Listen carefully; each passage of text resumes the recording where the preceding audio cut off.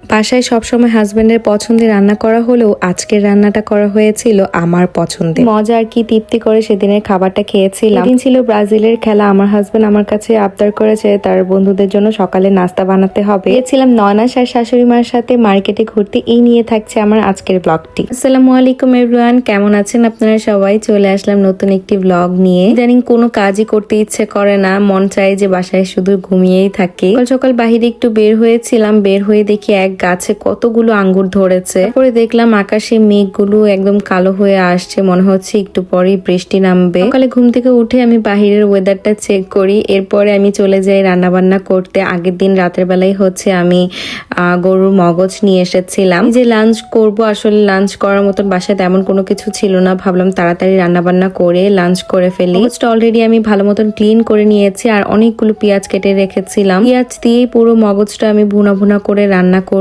আর মগজ খেতে আমার এত পছন্দ। আপনাদের কার কার মগজ খেতে পছন্দ অবশ্যই কমেন্ট করে জানাবেন। আর সাথে রান্না করব আমার পছন্দের কলমি শাক। আমার কলমি শাকটা অনেক পছন্দ। আমি কোনো শাক খাই না, কিন্তু আমার কলমি শাক খুব পছন্দের। কলমি শাক না আমি সবসময় চিংড়ি মাছ দিয়ে রান্না করি। তো এখানে আমি পেঁয়াজ দিয়ে চিংড়ি মাছটা ভুনা ভুনা করে নিয়েছি। এর মধ্যে আমি কেটে রাখা শাকটা দিয়ে দিব। 2 আটির মতন শাক এনেছিলাম, 2 আটির মধ্যে 1 আটি আজকে রান্না করছি। আমাদের 2টা মানুষের জন্য আসলে 1 আটি শাক দিয়ে আমাদের হয়ে যায়। আর খুবই মজা হয়েছিল এই চিংড়ি মাছ দিয়ে শাকটা। এর মধ্যেই দেখলাম বাহিরে অল্প অল্প করে বৃষ্টি পড়া শুরু করে দিয়েছে।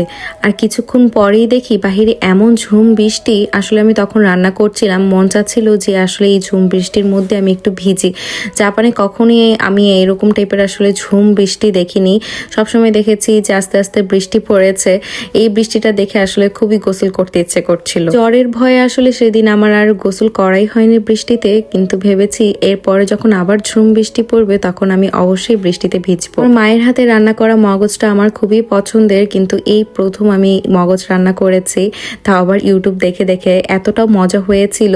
প্রথম কোনো কিছু রান্না করতে গেলে আসলে একটু ভয়ই লাগে যে ভালো হবে কিনা, তো আমি যেটাই রান্না করার চেষ্টা করি সেটাই আলহামদুলিল্লাহ খুবই মজা হয়। আর আজকে রান্না করব সাথে কাচকি মাছ দিয়ে আলুর ঝোল। কাচকি মাছ দিয়ে আলুর ঝোল এটাও আমি আসলে আজকে প্রথম রান্না করছি। এটাও আমি কনফিউজ ছিলাম যে এটা আসলে খুব মজা হবে কিনা। আমি মাছের সাথে বেশ খানিকটা ছুরি ছুরি করে আলু কেটে দিয়েছিলাম আর বেশ মজা হয়েছিল এটা রান্না হওয়ার পর গরম গরম ভাত দিয়ে আমি দুপুরে খুব মজা করে খেয়েছি। এরপর রাতে ডিনারটা সীমান্তর সাথে করতে বসলাম। আজকে বাসায় সব আমার পছন্দের খাবারগুলোই রান্না করেছি। আমি সবসময় তো তার পছন্দের রান্না করে থাকি। আজ সারাদিন বাসায় অনেক রান্না বান্না করেছি, অনেক কাজ করেছিলাম। এরপর সীমান্ত বলল চলো আমরা একটু বাহির থেকে কোথাও ঘুরে আসি। তো আমরা দুজনে মিলে আমাদের ব্রাজিলের জার্সিটা পরে নিয়েছিলাম, চলে গিয়েছিলাম আমরা সিনুকুবু। এখানে যেয়ে আমি কিছু স্কিন কেয়ারের জিনিস কিনেছি। আমার শীট মাস্ক আসলে খুবই পছন্দের, তো এখান থেকে আমি শীট মাস্ক নিয়ে চলে গিয়েছিলাম মোমো খেতে। একটা নেপালি মোমোর দোকান, প্রায় আমরা রাতের বেলা এখানে মোমো খেতে আসি। এটা ছিল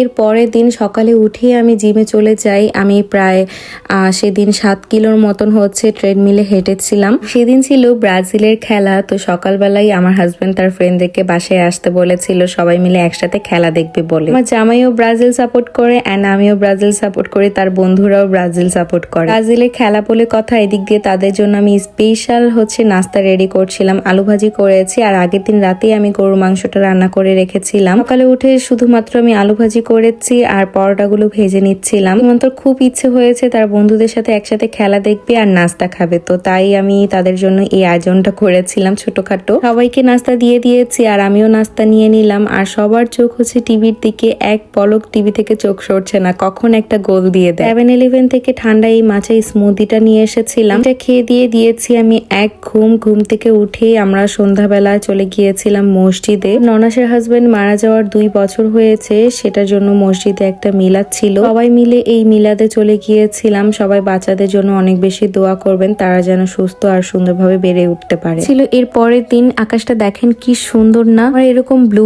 স্কাই খুবই পছন্দ। তো সকাল সকাল আমার শাশুড়ি মা ননাসের সাথে চলে গিয়েছিলাম মার্কেটে। আমার শাশুড়ি মা আর ননাস দুজনই একসাথে থাকে, তো তারা বাহিরে প্রায় হচ্ছে ব্রেকফাস্ট করতে যায়। সেদিন আমাকে আপু বলল চলো আমরা 3 জন একসাথে ব্রেকফাস্ট করতে যাই। আমিও রাজি হয়ে গেলাম। সকাল সকাল 3 জন মিলে বাসে করে আমরা মার্কেটে চলে আসি।